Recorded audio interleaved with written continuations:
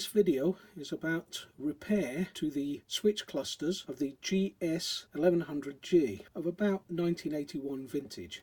Switch clusters of this period are now getting very scarce, and it's very hard to come by replacements, so repair is more and more becoming the only option available.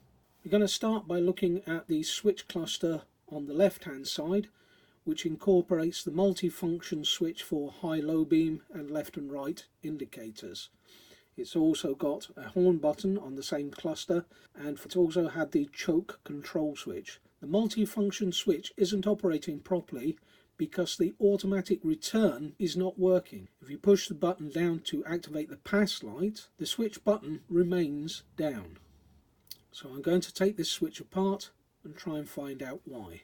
The switch is clamped to the handlebars by two bolts at the back of the switch cluster, and it comes apart very easily. The switch comes apart front to rear, and all the wiring and switches is only on the front section of the switch, so the back lifts away easily. The screws holding the two switch halves together go into a plate at the back of the front half of the switch, which has captive nuts. This plate itself is only held by a single screw.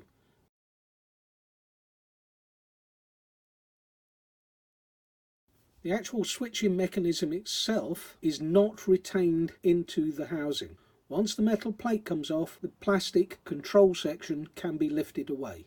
Almost immediately we can see why the switch is not functioning properly. Somebody has had this switch apart before, and you can see where they have used a metal rivet to put the switch unit back together to hold the actual switch into its operating plate. I think the plate and the switch are clamped too tightly across the housing. While I've got this apart, I'm going to take the actual switching units apart themselves and make sure that they are clean, free from corrosion and moving freely. The operating function consists of three working switches: the high and low beam switch, the pass light switch, and the left and right turn signal.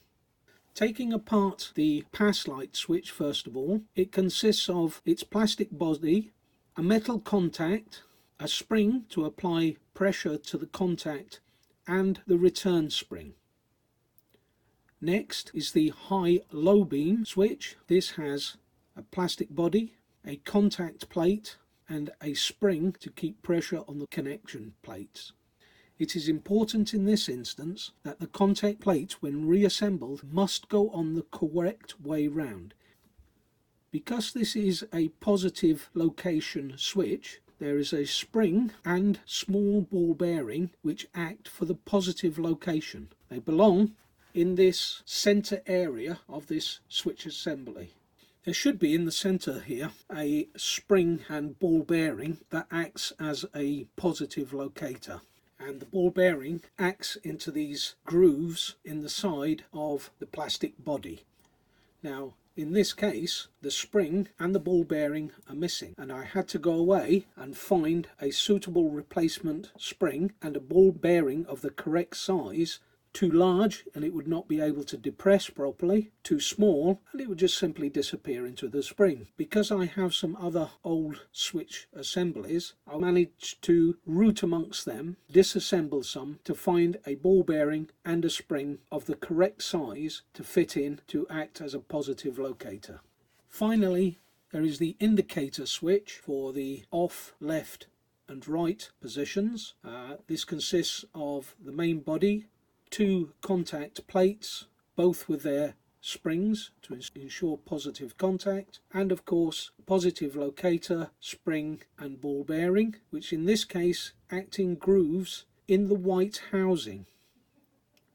I would point out you will see some slightly green crusty starting on the copper contacts for the high-low beam. And also, very faintly, there are some green corrosion just starting to appear.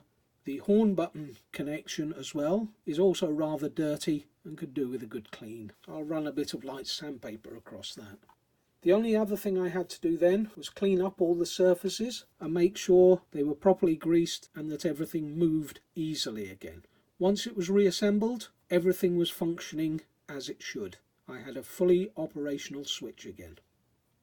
I also had a problem with the right hand control switch, where the actual button for switching the headlights from off to pilot or position to on or headlight on, the actual button had fallen off, well, broken off.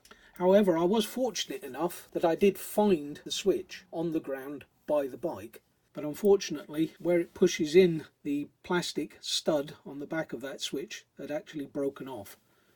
There was also a spring and ball bearing missing, the positive locator, and you can see here the grooves in which the positive locator was supposed to act. You can also just about make out the broken half of the stud that still remains in the white body. Again, this switch comes off in the same fashion. 2 screws hold front to rear section, and in this case all the throttle controls are actually housed in the rear half. So you can take the front half of the switch away without having to disconnect the throttle itself. It makes the job so much easier. I've got to find yet another spring and ball bearing for the positive locator. I might as well do what I did with the left hand switch and strip it out and clean all the contacts and re-grease it all. So here we are, the white backing with all the contacts. Again, the start button needs to be cleaned up and all that dirt taken off the face to make it a much better contact. The start button itself is again pretty easy to assemble. The spring lifts off the button quite easily, allowing you to get to the contact position in the centre. Here we have the white housing, and you can see the black centerpiece, which is the broken half of the slide switch. Taking this apart, you can actually see that it is a square plate that goes on there. It prevents the switch from falling away by acting as wings under the slots in the white body. Like previously, we have the copper contacts which have springs behind them to ensure a good contact. These need cleaned up and a little smear of grease on them to make sure they slide easily. Again, I go through my components from a disassembled switch to find a spring and a ball bearing. I thought there might be a spring in here, but actually these springs are too long for the job I need. In this old broken switch, when I remove the contact plates, I can see a spring behind it which is actually just about the right length to fit onto my switch.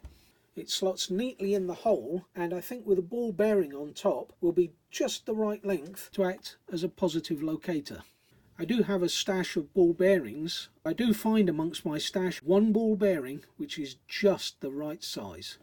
Unfortunately, as I'm trying to glue the rectangular plate back into place, it crumbles, making the job even harder than before. I hope I do have just enough of it in place that the switch will function. Reassembling the switch again and getting it ready to put back in place, and the switch does seem to function as it should. So I've reassembled it back onto the bike now. I've tested it several times. It does seem to work exactly as it should. It's sliding easily. The lights are working perfectly. It doesn't feel loose or shaky. I'm going to live with that for now. And I'm going to be terribly upset when it falls off the bike when I'm doing 80 miles an hour down the M6. I hope you found this instructive, helpful. I hope it does encourage you to have a look at your own switches. Keep in mind that when you try jobs like this, you really don't have anything to lose. Once something's broken, it's not going to be functional anyway. If you break it even worse, it doesn't matter. You're going to have to replace it one way or another anyway. If you can fix it, you've saved yourself that job.